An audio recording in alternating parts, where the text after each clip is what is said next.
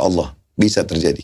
Tadi saya paham konteksnya Ustaz Khalid, terutama di poin tidak membesar-besarkan. Karena menurutku sih poin itu tuh sering menjadi acuan ya, sering dibesar-besarkan orang, goib apa kayak gitu punya, sering dibesar-besarkan sehingga efeknya itu bisa ke tetangga kemana-mana. Dan menurutku pengobatannya menjadi tidak holistik lagi atau tidak tepat lagi. Nah, Bro Ustadz Faizal. Hai. Siap, gimana? Saya pengen tanya, kalau misalnya nih, saya konteks balik ya. Kalau misalnya nih ada uang 10 juta di sini.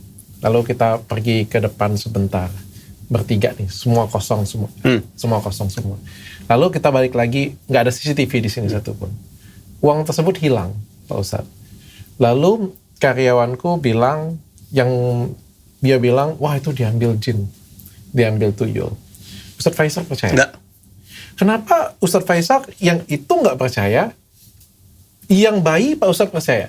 Sama-sama dua yang ada fisik. Oh beda jelas, konteksnya beda. Oke, silakan. Ini juga pernah ditentang sama Nabi SAW tentang ghaul. Ya Ustaz ya, ada namanya ghaul. Jadi kata Nabi, nggak ada yang namanya penyakit menular, nggak ada yang namanya hantu, ya, dan nggak ada yang namanya apa itu istilahnya? Kayak wabah-wabah gitulah. Intinya ketika Nabi mengatakan tidak ada penyakit menular, apakah berarti nggak ada penyakit menular sama sekali? Ada lah pasti. Nah iya. Apa yang dimaksud Nabi di situ? Apa? Nabi mengajarkan kita untuk meyakini bahwa penyakit itu menghinggapi tubuh seseorang karena takdir Tuhan, bukan karena zatnya sendiri. Demikian juga ketika Nabi menentang nggak ada yang namanya hantu.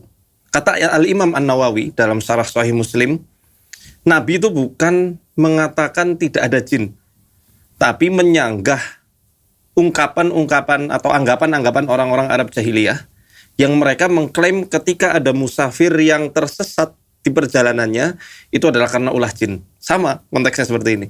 Ada uang hilang, tiba-tiba langsung mengatakan ini ulah jin. Berbeda sama orang yang, ini kita jangan bahas janin hilang dulu dong, yang lain. Ya, yang konteksnya sihir secara meluas lah ya. Yang memang secara empiris terbukti bahwa dia suspek kena gangguan metafisik. Contoh gini dok, saya beberapa kali menangani kasus orang-orang yang terkena penyakit.